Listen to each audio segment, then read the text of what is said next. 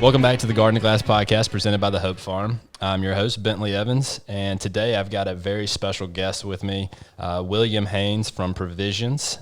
He is the co-founder, president, wearer of many hats over there, and we're excited to get him on and talk about their business and the ups and downs and all the good stuff in between. So welcome, man. Awesome. Thanks. Glad to be here.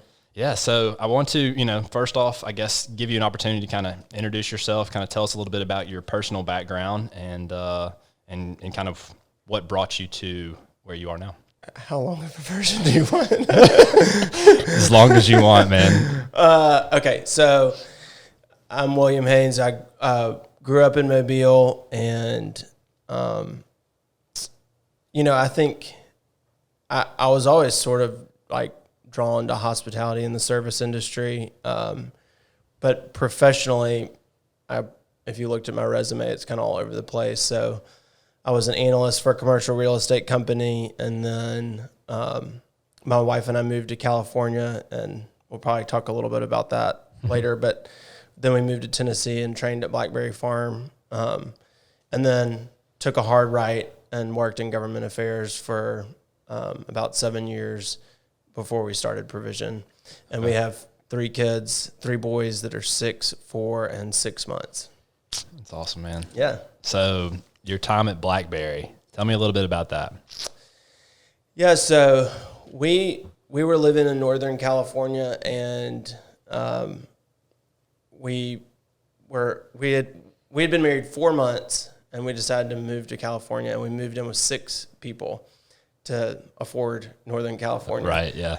And so we had 6 housemates. It was a total melting pot, people from different countries and all sorts of different backgrounds. And it was a horrible situation. Was this pre-kids? Yes, thank God. We'd only been married 4 months. Oh, nice. Also, good thing it was pre-kids.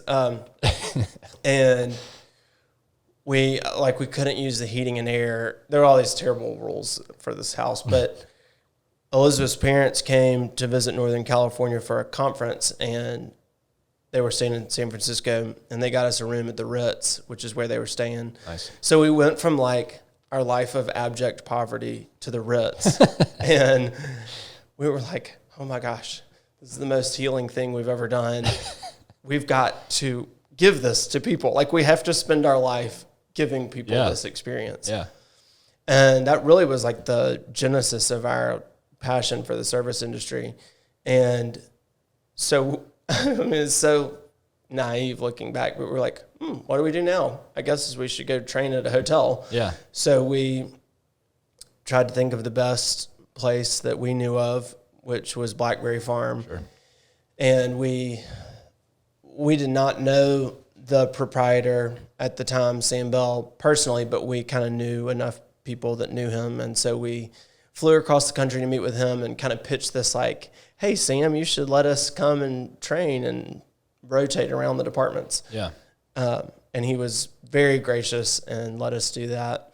So for about 2 years, like I said, we rotated. So between the two of us, we worked in all of the departments at Blackberry. Wow. So everything from, sales, which is kind of nice, to housekeeping, which is not as nice. Sure. And everything in between. But it was fantastic experience. One, because Blackberry is exceptional and we learned a lot of skills. 2, because we really had an understanding of kind of the grind that the service industry can be. Sure. And, I think when we were starting Provision, so many people would say, oh, do you know what you're signing up for? Or my aunt owned a restaurant and it about killed her, all these things. Right. And I mean, we really were able to say, like, yes, we actually do understand what we're signing up for. Yeah, we didn't have that ability. We were, new to this, had no prior experience to it. So when people kind of gave us that whole pitch, it was like, well, we'll see, I guess. We're in it now. So, yeah. But so Blackberry, I'm interested. So what portion of that do you think was most beneficial to you now, currently? I think sort of the spirit of Blackberry, I mean, which probably sounds a little cliche or something, but I think they provide such a level of excellence that that's probably the biggest takeaway. So all the little things when you go to BlackBerry, like you walk in, if you're having a meeting, you walk in and all the pens are lined up the same way with BlackBerry Farm facing out, and the notepads are the same place every single time. And kind of one of the mantras at BlackBerry is yes is the answer, what's the question? And that's the attitude towards the guests. Like, what can we do for you? We'll figure out how to make it happen. Right. So I definitely think that spirit was the most impactful thing. Probably on a tactical level, just the working in the food and beverage aspect of BlackBerry. And again, I think just I never waited tables in college or any of those kinds of things that might prepare you. Yeah, right. And so for me, just having some of those tactical skills on the food and beverage side was super important. Yeah. Probably my wife who started Provision with me would say, I think for her, working on the retail side really prepped her for being our buyer, and selecting our products. So that's probably. Yeah, I can imagine that's a whole animal of its own there, especially all the different things that y'all have in there. All right, I'm going to take this time real quick to introduce the cocktail for the episode. It's a riff on a Manhattan, and it's Oye Como Va is the name of it. It's got 2 ounces of Mescal, I don't know, 3/4 ounces of Cynar, it's an artichoke liquor, 1/4 ounce of Cocchi Torino, it's a sweet vermouth, and 2 dashes of chocolate mole bitters. And then you stir it on a big rock, and you garnish it with a Luxardo cherry. It's delicious. It is very good. Cheers, man. Cheers. Yeah. All right. So I wanna hear a little bit about I want to hear all of it. The inception story. So I'm curious, kind of, obviously you've told a little bit about BlackBerry and your time in California and how that kind of y'all kind of decided that y'all wanted to give back that experience that y'all had at the Ritz and all of that. But how did the Provisions inception story come? Yeah. Well, so as I said, when we were leaving BlackBerry, we really were looking for another resort to go work at. And so we were kind of traveling around mostly the Southeast and getting job offers. And coincidentally, somebody announced they were running for mayor of Mobile, which is where I grew up. Yeah. And I was just really jazzed about their campaign. And I've always kind of loved politics and government too. Gotcha. So I told my wife, this doesn't make any sense, but I have to go work on this campaign. And then we'll get back on track. Right. And she was like, okay, whatever. And so long story short, I worked on that campaign and ended up working for a company in government affairs. But during that time we had kids. And so all during this time, we still had this thing kind of desire in us of we have to start a service industry business before we die. Right. And we didn't really know when that would be. And it felt like it was getting less and less likely. But once we had kids during that season, we thought, we probably shouldn't try to open a hotel. Right. It would be nice to at least have 12 hours where we don't have customers. As much as we love them. Yeah, exactly. We love you, customers. Of course. And so we kind of just started thinking about the things we love, and we sort of just thought, we kind of just wondered, can you mash these things together in a way that's not super confusing? Right. And during that time, we did some research, and we found some other concepts, primarily in bigger markets that have done similar things. So Oxford Exchange in Tampa is a great example. Mm-hmm. And so we, at that point we were kind of gleaning some inspiration from them, but really it was us just thinking what can we do to mash together the things we love about the service industry, sans sleeping with us. Right. We're kind of the same way. We took something that it was a passion of mine, passion of my dad's, and combined them into something that we kind of hadn't seen before. So it's kind of like what y'all did. Like when you go in there, like it's a very unique experience. Yeah. So obviously you have the tagline, sip, shop, savor. Yeah. So kind of what was the intended experience or perception from the guest side that y'all wanted them to have when y'all walked in the door? Yeah. I mean, I think that I think it's probably evolved from what we imagined. Like if you had asked me, I don't know, a year before we opened, I would have said that it was going to be like much more heavily a market and a specialty grocery market. And then like you could get a pastry. Right. So that's definitely evolved, but we did know pretty early on that like we wanted it to be this space that felt like you could hang out and lounge, if you will. Yeah. And that it would kind of like transition throughout the times of the day. So like you could come for breakfast, you could study, you could get lunch, whatever. Yeah. Meet people, get a glass of wine at night. So, and hopefully shop while you were in between there. Yeah. And I think, for us, we didn't use these words, but a customer did, and it really resonated that it's kind of one of Fairhope's living rooms. And I think that feels kind of accurate to me. Like it kind of feels like a town center a little bit, a gathering place throughout the day. Yeah, we've experienced every aspect of it. Our entire team uses it as an office usually every day. So I've gotten the breakfast, the lunch, and the dinner when I come there with my wife, and each experience has its own identity to it, I think. And I think y'all done a really great job at that. Thank you. I'm curious. So from the original inception, changes to the overall concept, like, live music, maybe experiences that y'all are offering. I know y'all offer like some wine retreats and things, private events. Like, was that all on the agenda in the beginning, or is that kind of evolved? Definitely evolved. Even like I was saying, so about 50% of our business is restaurant, if you will. So like the bar, coffee, food from the kitchen. Sure. And then 50% is everything else.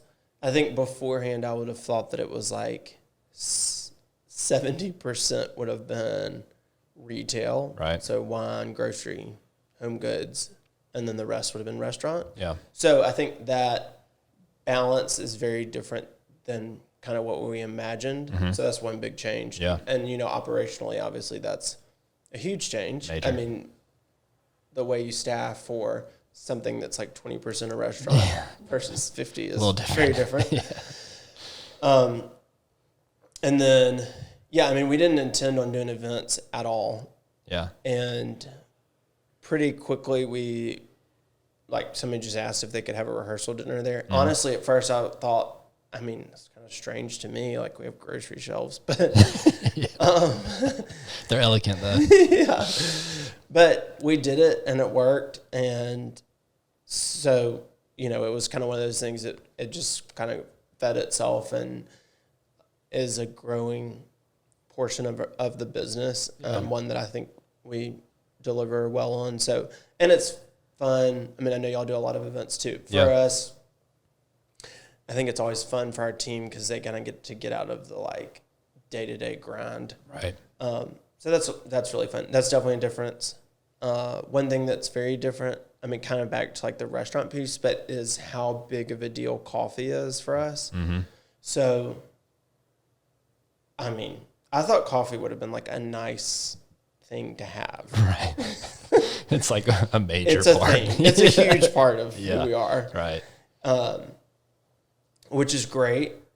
Also brings, it just brings its own challenges. There's a whole world of coffee people who travel around the country drinking coffee and standards, smelling beans and all this stuff that I shouldn't say this out loud, but I really don't know much about. I'm with you. That's a difference. And so you mentioned trips. So that was really, I haven't thought about this in forever. So we last year we took a trip to North Carolina, and we partnered with a little resort there called the Swag. Yeah. And it went so well, we're doing it again this year. Nice. But honestly, that idea came from, we went to, this was like shortly before we opened, and my wife Elizabeth and I and our wine director Christina went to Seaside, Florida. We were talking to the owner of Motica Market. Yeah. And he said, I've always wanted to do a wine trip and take some of our like big wine customers on a trip. Yeah. And Christina said, oh, I can do that. Like, we're going to do it.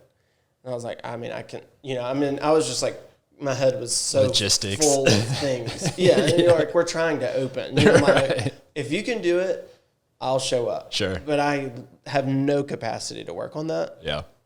And she did it. She did the whole thing, and it was awesome. So I'm sure you've had like stories too where, it's kind of one of those things, like if we have a team member who has some brainchild that they feel like they can pull off, then I'm all about it. Yeah. And that one I really can take no credit for. No, I'm with you. That's how we went from like a 1,600 square foot building to a 6,000 square foot building. it just grew as we had team members that had certain skills or things that they were passionate about, and we just kind of exploited those things, and that's how our whole concept continuously grew. And it was like you're saying, like in the middle of like getting up to opening. So it was like, all right, yeah, well, let's do this. Let's do this, and it was just like, we wanted to, do everything really well. So it was like, we don't want to try to do too many things and not do them like to our standard. Yeah. But I think y'all have done a great job at that as well. Just kind of making sure that everything is kind of in line with your brand. Yeah. How did the Hope Farm evolve to what it is now from what y'all's original concept was? Yeah. So basically in the beginning, it was going to be a farm. Like, it was my passion. I was trying to figure out a way to kind of, figure out a career in that path, and it was farming. Because you majored in... I didn't major in agriculture. I was just business major, basically like didn't know what I wanted to do kind of thing. Business administration? Yeah, it was business management, so pretty much, yeah. So I did that, and I came out and I just sold medical devices, but then I'd realized like my wife was super health conscious, and so we started growing things in our backyard and trying to like do that homesteading lifestyle, and I was like, I really enjoyed it. Like, I got a lot of fulfillment off of like growing things and like cooking it and eating it, and it was like, it just felt good. So I was like, how can I turn this into something that I can do every day and make money at it? So as we did that, we kind of started out with, the hydroponic farming. We found that technology, and we were just going to be a little farm and have a little produce stand, and we were going to grow for like chefs around the area. Yeah. And it was going to be kind of, real boutique. And as we got into it, crunching the numbers, it was like, all right, this is farming. So it's like, what other revenue streams can we put with this? Yep. And so we decided that's when Dad got involved, and he loved, wine. And so he was like, well, let's just try to put a wine bar with it and kind of create a little unique thing out of it. And so it evolved into a wine bar. And then that was a little beep from the office upstairs. It evolved into a wine bar / farm, where we were going to be growing things for ourselves and for other chefs and restaurants. And then as we started hiring people on, we hired, our first general manager, and he was, really into cocktails. And so we were like, there's no reason not to offer that here as well. So it's like, all right, now we're a cocktail bar and a wine bar. And then, our food piece, when we came on, it was originally just going to be tapas, like really small, like not a big part of this at all. And we got someone in that had some talent, and they put in together a menu, and it was like, well, this kind of makes sense to kind of exploit this. And people, in the beginning, it was hard to kind of explain what we were. Yeah. It was like, are y'all a restaurant, or are you a wine bar, or like what? And it's like, well, people usually ended up coming here expecting a meal. A restaurant. And so that's kind of how we evolved in that. And then obviously our space, as it grew, it lended itself to events. And so, but yeah, just as we got people in and kind of started, me and Dad are very kind of open door policy of like ideas and things that people have. And so, especially our employees. And so, we just decided to exploit those as they came about. Yeah. That's awesome. So, but, all right. So we both have something in common. We both, opened during the pandemic.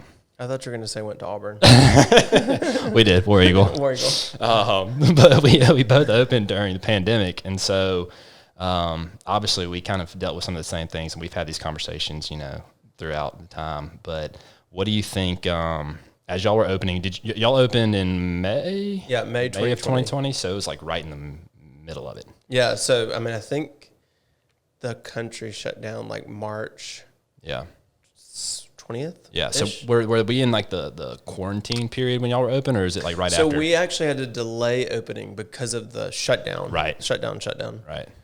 And then it feels like yesterday in some ways and sure. like 17 years ago. But at the time when they announced the lockdown, it was like 2 weeks at a time. Yeah.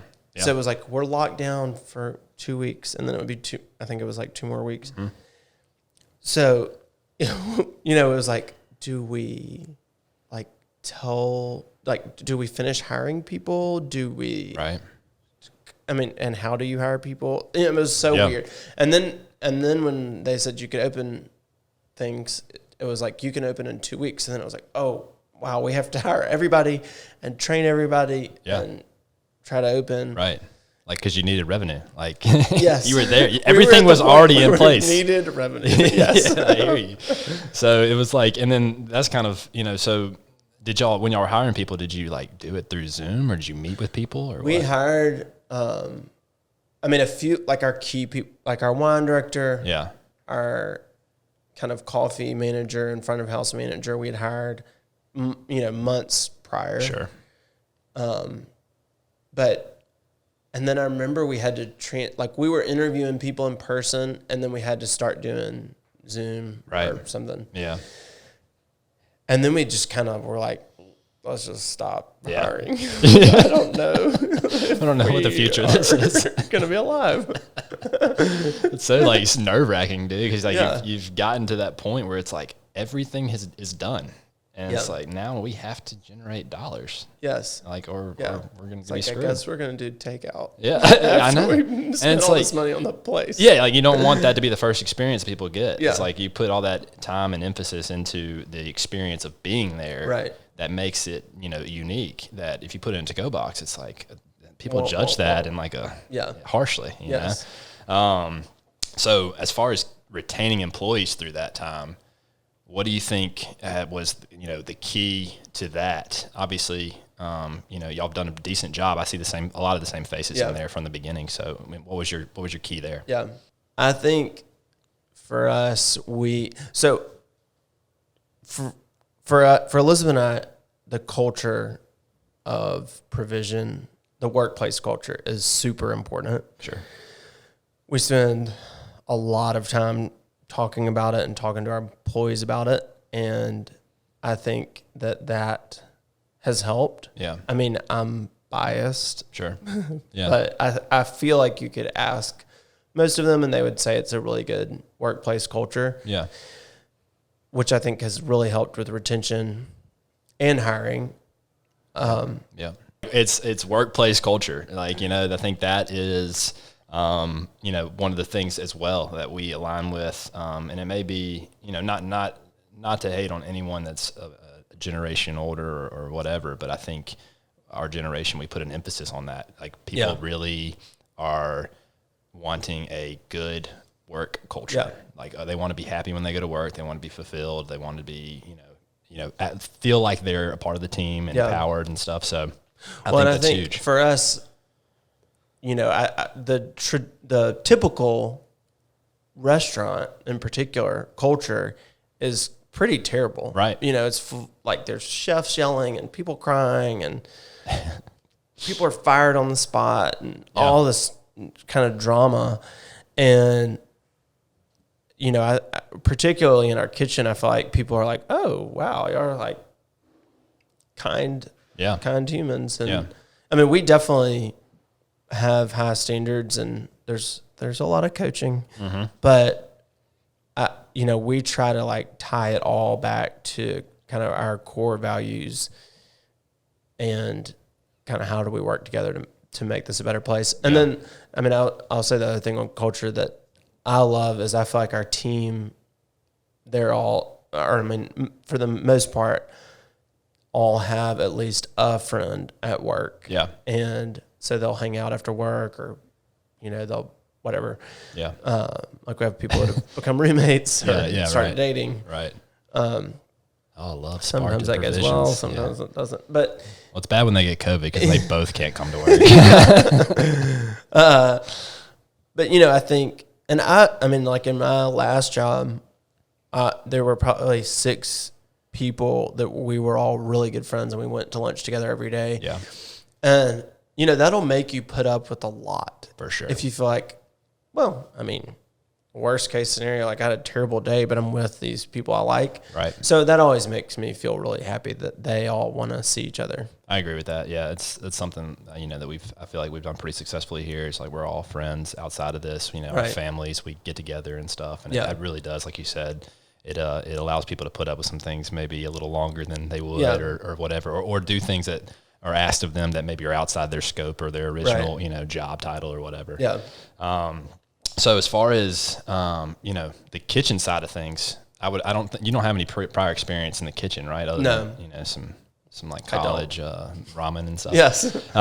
So that's the same thing with us. It was like, this is the one part of this business that we really are relying on someone else to execute. And we found, that it's an interesting thing. It's a beast. Yes. It's because I like you said, like I didn't grow up working in a restaurant. I didn't have any of that experience. And so our opening night, I was able to see just how the controlled chaos that happened in that kitchen. It was like, it was eye-opening to the whole industry, but it was like a lot of respect too to those people that are in the trenches doing that. But that was the toughest part. So like, as far as when y'all go about hiring people for the back of house, like, did you have someone that established recipes for you, or do you have someone that you kind of have settled on that now kind of takes that lead, or how does that work? So we have, it's making me sweat. So we did not have that much help, enough help. Mm-hmm. So we were like searching for a chef. I mean, as we've talked about, it was during COVID. It was really hard to find people. Mm-hmm. I think particularly in the restaurant industry during that time, it was like a reprieve for people who had spent their life in the industry because of the relief from the government. It was sort of like, oh, great. It's like a break. Yeah. So it was a really hard pitch to try to hire somebody. Yeah, it's got to be really appealing. Yeah. And, we didn't have like a huge budget, so we couldn't pay a ton. Right. And it was something crazy, like 3 weeks before opening, and we just didn't have anybody. Yeah. And it's one of those things that's like, I don't know what else to do. We got to just fake it. Yeah. So I guess I'll scramble eggs. Right. Hey, they're delicious, by the way. Scrambled eggs, bacon, morning order. And so we had, my wife's twin came down. We hired a cook, not a chef. Right. And my wife's twin came down, developed some recipes. Okay. 2 of which are still on the menu and are super popular, which are our breakfast biscuit and our West Indies avocado toast. And then we phoned a friend and called Will Hughes, who's a chef in town who does catering. And I literally remember Elizabeth said, I will sell my car to hire Will to help us open. We were so desperate. Oh, nice.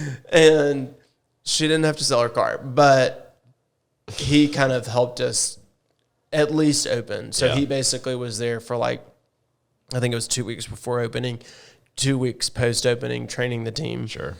Fast forward, we ended up finding a chef. It's been such a win-win situation. Yeah. So, that's made all the difference. I cannot imagine what my life would have been like over the last 2 years without a chef. Yeah. It's just, as you said, it's just a commercial kitchen is a lot. Oh, yeah. And I would be dead. Yeah. Without her. Oh, yeah. No, it's such an integral part when you have someone you can trust to they're going to execute. Yeah. And they're going to have their hand on the, financial side, on the order, like you just know that you have somebody in that position that's the right person. It takes a ton of stress and load off of you.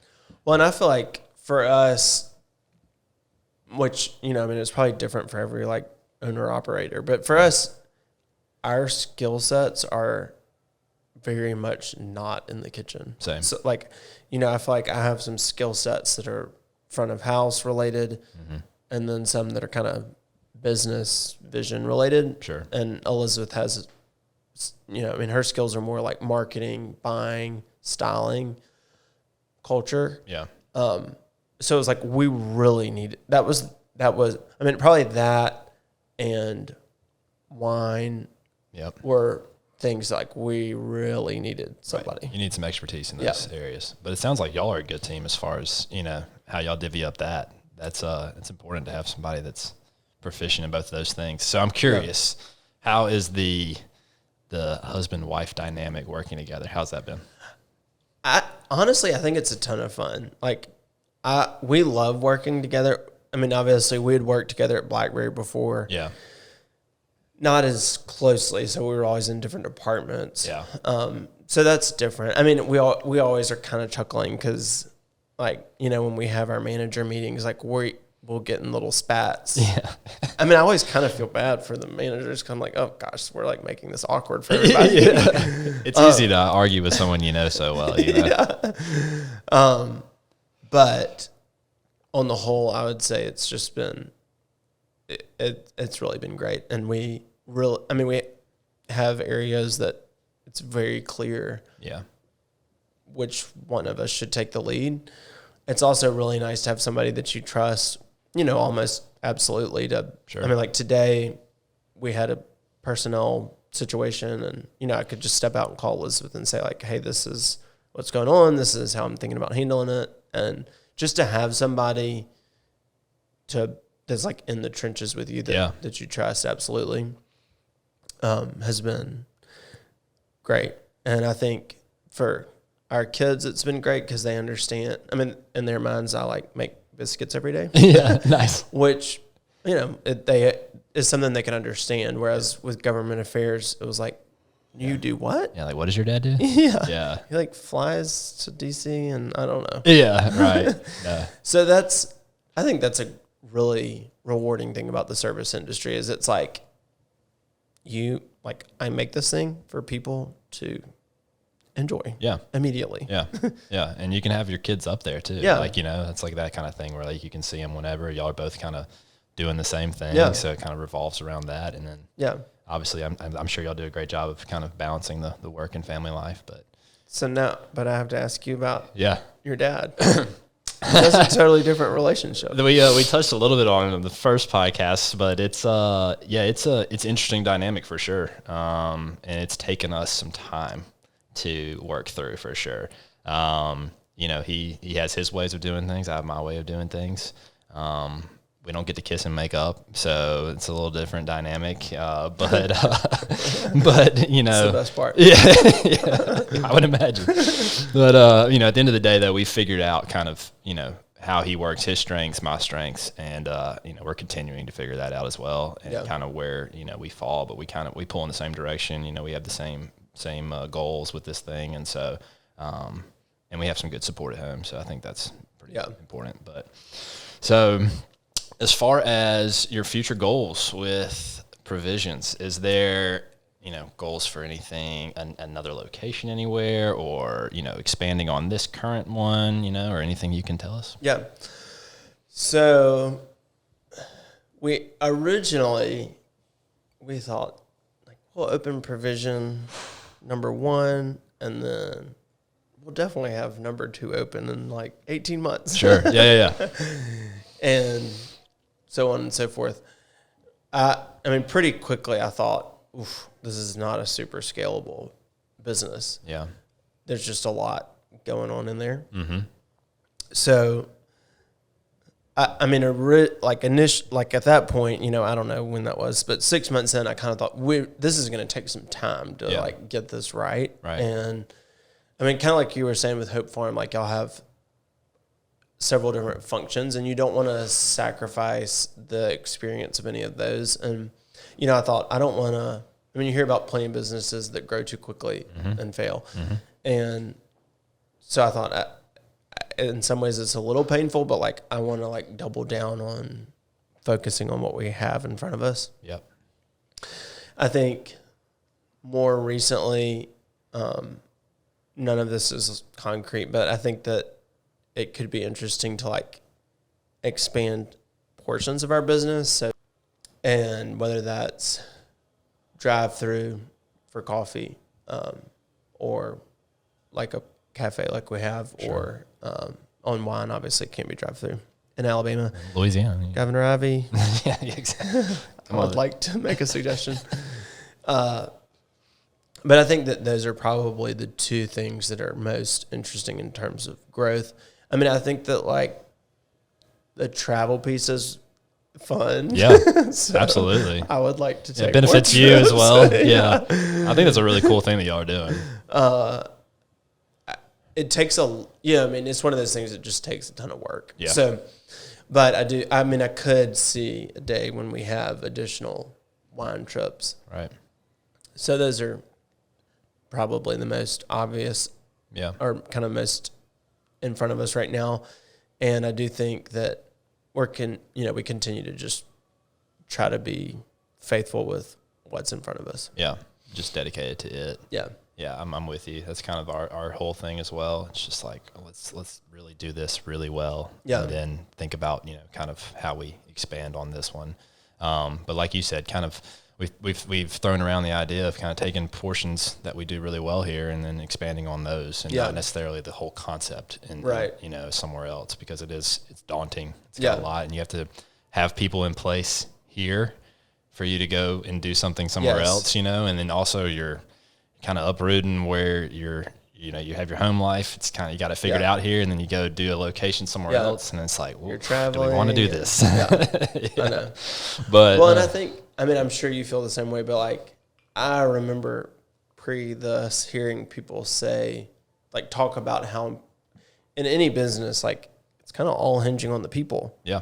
And, on the flip side, like, as an employee, I always felt like, oh, that was like lip service. Yeah. But, it's amazing how true that is. Mm-hmm. Like, there's no way I could do anything else in my life without having the right people in place. 100%. Like right now, our GM's out on maternity leave, and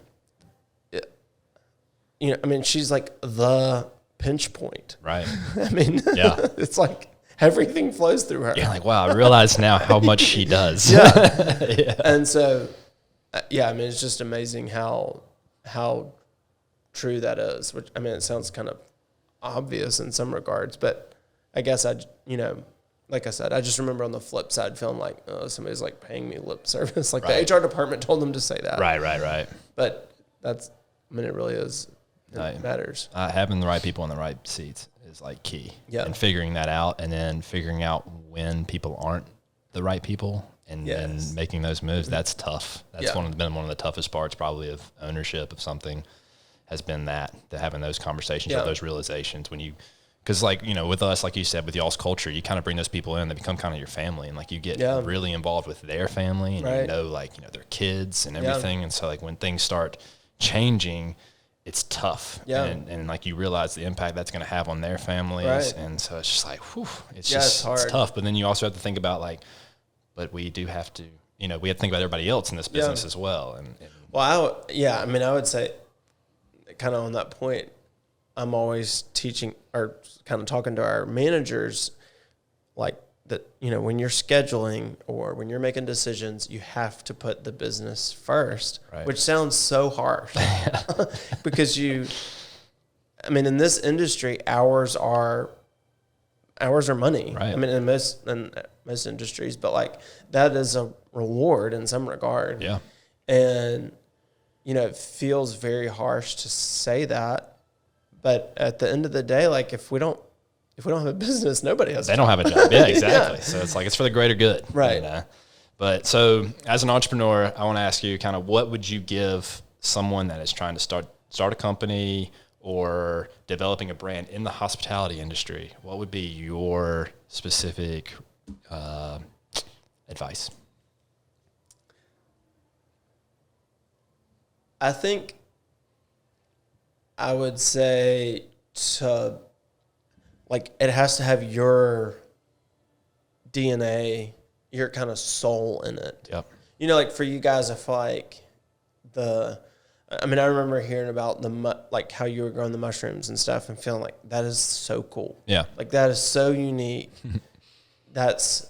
Nobody's doing that. And it was, as you just talked about, like that is part of kind of who you are. Right. Like that is part of your story. Right.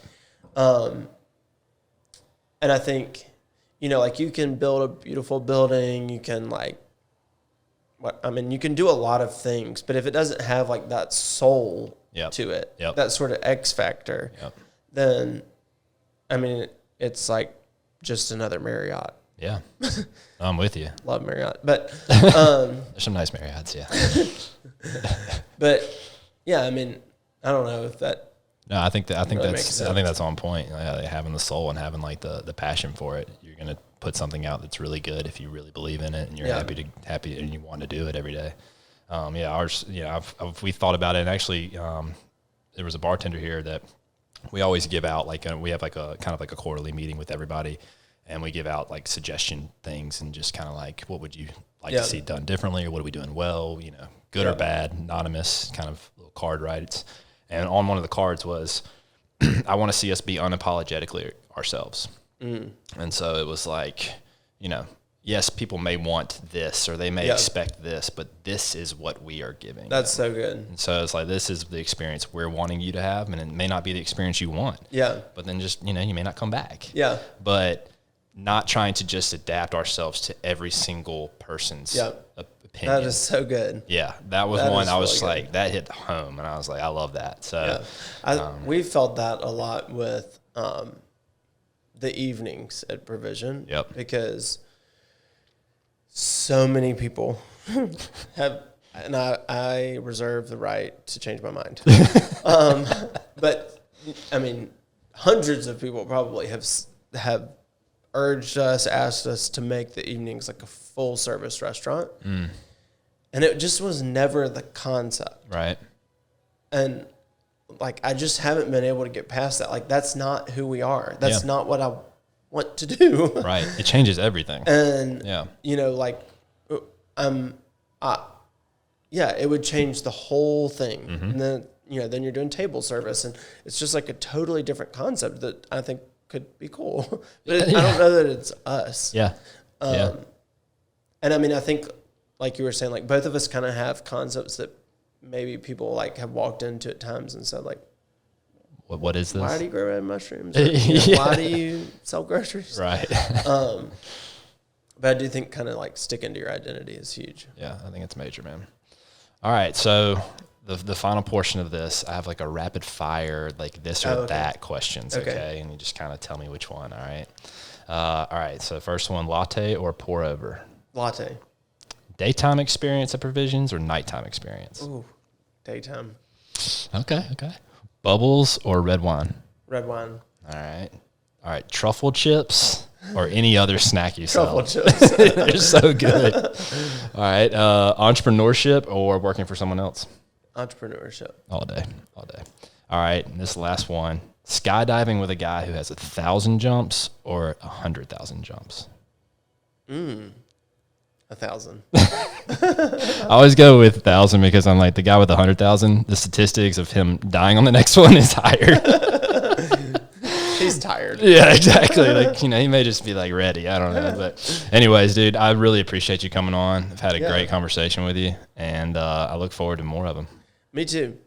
Can I say one more thing? Yeah, dude, anything you want. I just have to say, y'all, it is such an honor to do business in Fairhope with a community of people like the Hope Farm, where, we might not say that many words, but knowing that there are other people here that are doing excellent things and really pushing the limits in the service industry. Yeah. It's such, I mean, it's just a really exciting thing. We live in a town of like 30,000 people. Yeah. And, there's several places that are just doing awesome things. It's such a blast. Right back at you, man. I think it's important for us to create these. Like, obviously, Fairhope's going to grow, and so it's important for us to kind of create that growth or impact that growth how we kind of want to see it. You know, we got our families. We want to attract more young families so we can all kind of be, have fun with it. So I think that's a great thing to say, and I right back at you. Yeah, thanks. All right, man.